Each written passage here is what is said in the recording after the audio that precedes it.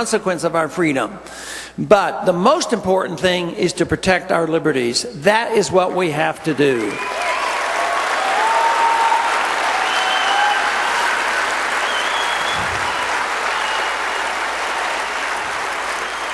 But too often we have things turned upside down. The government is supposed to protect our property, but the government confiscates our property with eminent domain. The government controls our property with overtaxation. They control us by telling us how and when and what we can do with our property and with our land. The government is supposed to protect contracts. Instead, they violate our contracts and dictate to us what the contracts should say. So today we have a government that does not do the job it's supposed to do. It's supposed to give us honest money, and it has become the counterfeiter. So we need to make sure that government is responsible. Government in a free society is supposed to be open. Today our government is closed.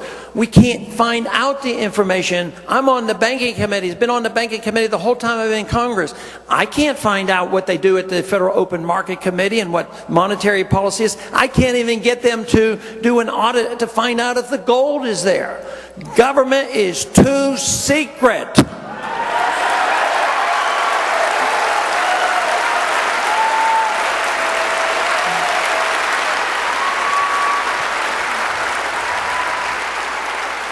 So we have that upside down. The government is protecting the secrecy of government and violating the privacy of our citizenship, our citizenry.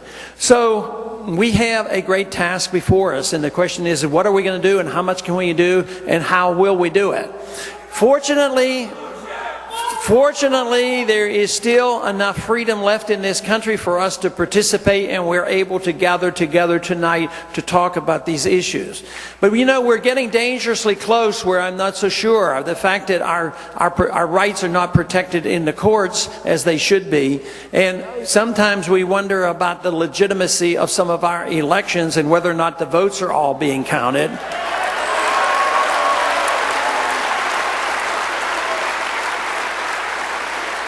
But as long as we have this amount of freedom, we must use that freedom. We must work in the process. And this is what's been happening in this campaign. We have had a lot of interest, a lot of individuals, once they know what the message is all about, they say, well, that's the message I've been waiting for. That's what I believe in.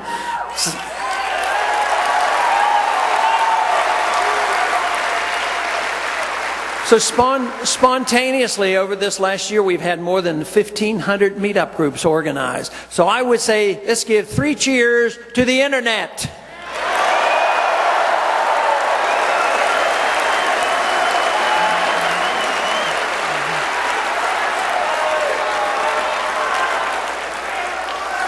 But we have an election coming up. I think it's coming up rather soon. And we'd like to send a message tomorrow, and that message is very important. I've been asked several times today, why are you coming to Minnesota? Isn't that a small state? Everybody's all going to California and different places. Because there's an opportunity here. There's an opportunity here that we can show the country.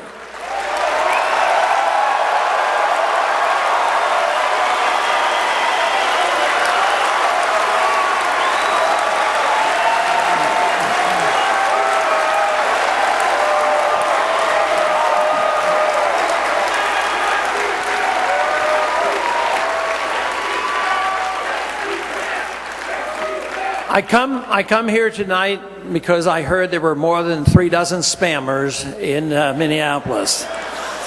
I come because I heard that there were a lot of people here who cared about our country and cared about freedom and understood about it, and they were willing to act on this.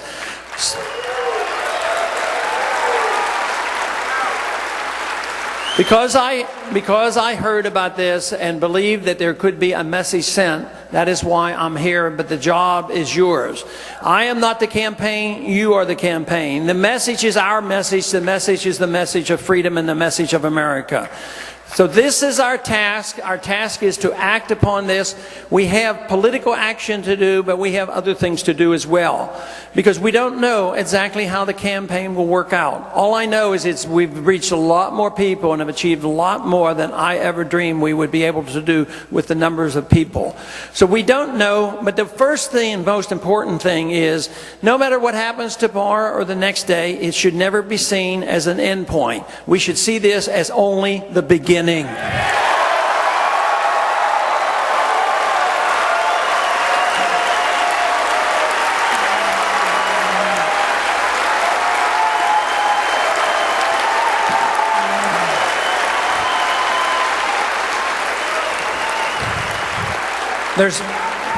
There's no doubt there is a need, and every day the need is being more evident, whether it's the need to take care of the people who have been hurt by this system and overtaxed and overregulated, the need to change the foreign policy and the need to defend our currency.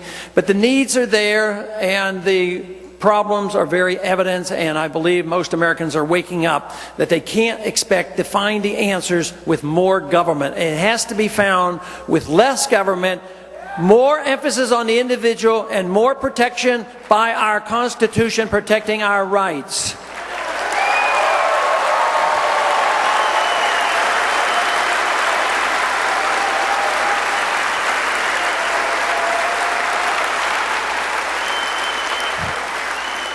I still marvel, and I continue to make this point, how freedom really works by bringing people together. That to me is the miracle of freedom.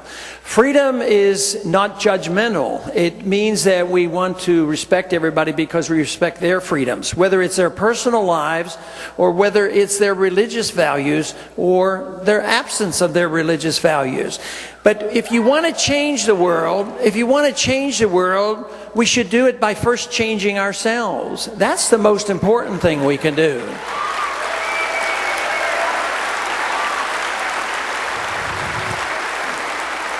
If we defend liberty, what we do is we release creative energy. We release this whole notion, who is responsible for promoting virtue? To me, that is what life is all about. Doing our best to promote virtue. But what we have done is we have become dependent on the government for our economic well-being, but we think the government is somehow capable of promoting virtue.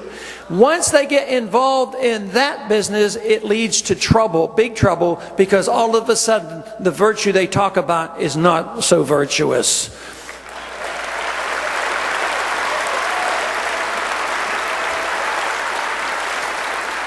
And when government takes that task of promoting virtue or promoting perfect equality economically, what they do is they only do it at the expense of liberty, which then undermines our prosperity. And this is where we are today. We're at a point now where the government and the welfareism and the socialism is all concentrating in Washington. Our pie is shrinking, and people are starting to realize it. So we see this as an opportunity. This should not be a point where you say, well, we can't do anything about it. But 20 or 30 years ago, when I first got involved in talking about this philosophy of liberty and emphasizing the Constitution, very few people would listen. Very few people heard it. But today, the country is alive with the enthusiasm. And it has a lot to do with you as individuals who have become aware of this. The information that is spread over the internet. The education that has occurred. The interest that has been expressed in Austrian free market economics.